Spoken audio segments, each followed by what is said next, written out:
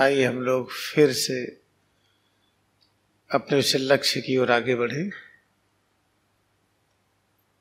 हम लोगों का लक्ष्य, सभी मानव का लक्ष्य स्पष्ट है कि पहला लक्ष्य तो यही है कि जो भी हमारा अस्तित्व है ये बना रहे। उसी के लिए हम सभी प्रकार के क्रियाकलाप करते हैं, चाहे भगवान की खोज करते हो, उनकी पूजा करते हो, जितने तरह के ट्रेडिशन अपनाए गए कि हमारी सुरक्षा हो, उसी ट्रेडिशन में मंदिर बने, मस्जिद, गुरुद्वारा और अनेक सामाजिक संस्थाएं, शिक्षा प्रणाली हुई, खेती करना, पेड़ पौधे लगाना, जानवरों को पालना, ये सब उसी में आता है। क्योंकि पहला लक्ष्य यही है कि सिर से पैर की उंगली तक के अस्तित्व बना रहे। इसका जो शुद्ध ज्ञान है कैसे बना रहेगा, इसके लिए सुनिश्चित प्रणाली क्रिया योग विज्ञान है। बाकी जितनी तरह की शिक्षा है, सब शिक्षा ठीक है, लेकिन बहुत लंबी यात्रा है। जैसे किसी का स्थान से दूसरे स्थान पर जाना हो तो एक होता सीधी यात्रा, कम समय में पहुंचे बिना परेशानी के। एक है अनेक प्रकार के घुमावदार रास्ता, पहुंचना है बड़ी तकलीफ में, बड़ा समय लगेगा। तो क्रिया योग विज्ञान एक सीधा रास्ता है, इसीलिए इसको रॉयल पाथ कहते हैं, राजमार्ग। जब इसके माध्यम से हम अपने अस्तित्व की रक्षा करते हैं तो बहुत आसान हो जाता है। और अब तो इसलिए भी आसान हो गया है कि इससे संबंधित जो सद्ग्रंथ है, होली साइंस, उपलब्ध है। होली साइंस कितना हल्का, कितना छोटा, कितना पतला, कितने कम वाक्य में, कितने कम शब्दों में कहा गया है, बहुत ही विलक्षण है। हम कैसे उसको जीवन में अपनाएं, इसी का प्रयास करना है।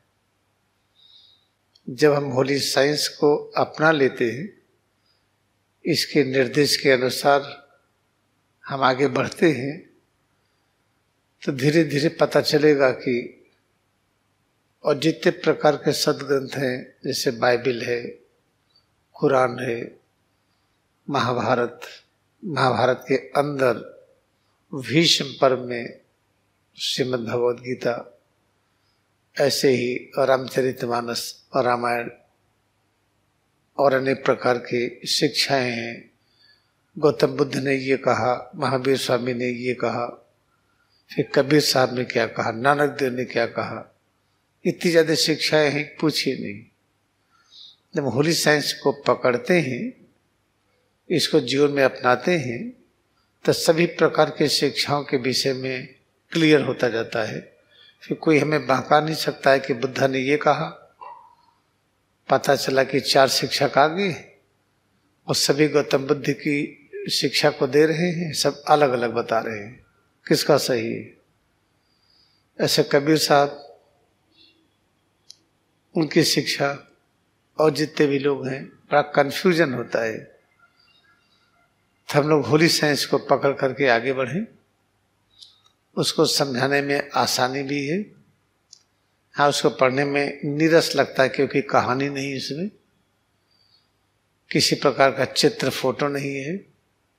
जब किताब में फोटो ना हो, कहानी ना हो, तब मैथमेटिक्स की तरह लगता है, तो उसमें बहुत रुचि नहीं आती है। केवल उसी को, वही उसको पढ़ेगा जिसको बिल्कुल इच्छा है कि अब इस जन्म में हम अपने अस्तित्व की रक्षा करने में सफल हो जाए। जब सफल हो जाएंगे तो क्या होगा, हम जब तक चाहेंगे तब तक रहेंगे, जब तक हम नहीं चाहेंगे हम जाएंगे नहीं, और कोई हमें हटा नहीं सकता है। ये पहले जब सुनिश्चित हो जाता है तब आगे का काम होता है। अभी अपनी ही सुरक्षा नहीं, पता ही नहीं अगले क्षण क्या होगा, तो जितनी भी प्लानिंग करेंगे सभी असुरक्षित होंगी। तो पहले तो हम लोगों को ये स्वीकार कर लेना है कि वर्तमान समय में कलिकाल नहीं है, कलिकाल बीत चुका है, ये द्वापर युग है। हम विकास की ओर आगे जा रहे हैं। विकास किसको कहते हैं? हमारी समझ बढ़ रही है। अब इतना तो समझ बढ़ ही गई कि वायरस के कारण लॉकडाउन में जब सब मंदिर बंद कर दिए गए, हर प्रकार के धार्मिक अनुशासन जितने भी चलते थे क्रियाकलाप, जितने धार्मिक क्रियाकलाप थे सब में रोक लग गई। तो इसका मतलब लोग सोच रहे हैं कि जो धार्मिक क्रियाकलाप है ये ठीक नहीं है, अधूरा है। इतना तो समझ में आ ही गया, नहीं तो कैसे हनुमान जी का मंदिर, राम का मंदिर, कृष्ण का मंदिर, ये सब चीज कैसे बंद कर दिया जाता। तो वर्तमान समय हमारे विकास का समय है। जितने क्षेत्रों में हम काम कर रहे हैं, खाना पीना में हमारा विकास होगा, क्या खाएं कि हमारा अस्तित्व बना रहे, कितना खाएं, कब कब खाएं, इस सब के लिए ज्ञान बढ़ रहा है। हम नहाएं कैसे, पानी कितना पिए, गर्म पिए कि ठंडा पिए, क्यों पिए, कपड़ा कैसे पहने, क्यों ऐसा पहने, कैसे रहें हम, कमरे में खिड़की हो कि न हो, एयर कंडीशन हो कि न हो, कूलर पंखे हो कि न हो, ये संबंधित ज्ञान बढ़ रहे हैं। धीरे धीरे हर दिशा में ज्ञान बढ़ रहे हैं। टेक्नोलॉजी, मेडिकल, सभी क्षेत्रों में। तो वर्तमान समय जो द्वापर युग है ये विकास का समय है। जब ज्ञान बढ़ रहा है तो सही गलत पता चलता है।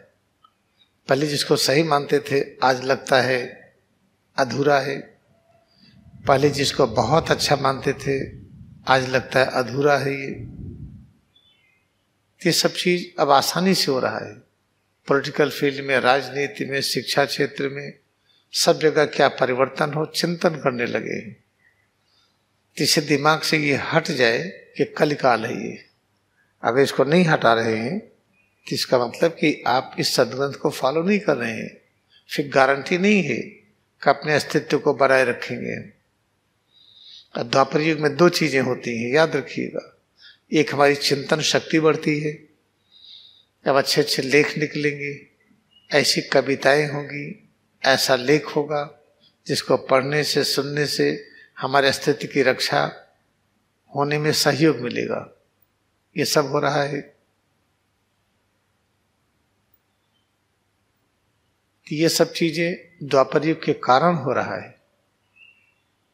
तो ये सब चीजें चिंतन की क्रिया बड़ी, छोटे छोटे बच्चे बहुत अच्छा चिंतन कर रहे हैं। सही गलत क्या है उनको पता चल रहा है। तो जब द्वापर युग मान लेंगे तब हम ये सब भी मानना पड़ेगा, इसमें जो लिखा हुआ है।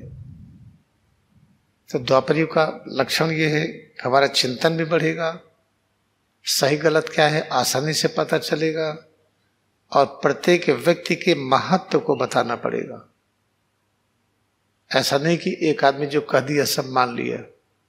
इंडिविजुअलिटी, प्रत्येक व्यक्ति की महत्ता बढ़ेगी, प्रत्येक रचना का महत्व बढ़ेगा, प्रत्येक पेड़ पौधों का महत्व बढ़ेगा, सबके बारे में जानकारी सबको बढ़ेगी। प्रत्येक जीव जंतु क्या है, बैक्टीरिया वायरस क्या है, इन सब का महत्व बढ़ेगा। अब देखिए चारों तरफ हो रहा है कि वैक्सीन लगाइए तो इम्यूनिटी बढ़ेगी, मतलब वायरस को अंदर डालिए। और वायरस कहाँ मिलता है? आप खोज हो रही है, जो ट्राइबल्स हैं, जिनको आदिवासी कहते हैं, अशिक्षित हैं, उनमें किसी में कोरोना नहीं हुआ, उनमें कैंसर सबसे कम है, उनको डायबिटीज सबसे कम है। ऐसा क्यों है भाई? अब इस दिशा में सोच हो रही है। वो कैसे रहते, खाते पीते क्या है, उस पर अध्ययन करिए। अब प्रत्येक व्यक्ति के महत्व को जानना पड़ेगा। किसी को अज्ञानी अगर कहते हैं तो अज्ञानी का बड़ा महत्व है। तो ज्ञानी के महत्व को कैसे खोजे ये भी जानना पड़ेगा। घर में 4 लोग हैं, चारों का महत्व बहुत अधिक है, किन्हीं की एक बहुत ही आवश्यक है, बाकी आवश्यक नहीं, ऐसा नहीं है। ये द्वापर युग की पहचान है कि हर दिशा में जागरूकता बढ़ेगी, हर दिशा में अनुसंधान बढ़ेगा। उसका लक्ष्य होगा कि अपने अस्तित्व की रक्षा हम कैसे करें। और दूसरी चीज, प्रत्येक रचना का महत्व बढ़ेगा। कल काल में क्या था, घर में एक आदमी जो कह दे सब मान लेंगे। कभी कभी 100-100 गांव में, 100-100 टाउन एरिया में, 100-200 किलोमीटर के अंतर्गत एक आदमी का नियम चलता था। अब ऐसा नहीं। द्वापर युग में सबका सुनना पड़ेगा और सबके अनुसार नियम बनाना पड़ेगा। इस युग की पहचान है ये। तो जो समझते हैं कि हमारी ही चले, आपकी न सुनी जाए, तो कहते हैं अत्याचार बढ़ रहा है। जो ये कहते नहीं सबकी सुनिए, सबकी क्या क्या आवश्यकताएं उसको देखिए, समझिए, उसके अनुसार उसकी सेवा करिए, ये है द्वापर युग की पहचान।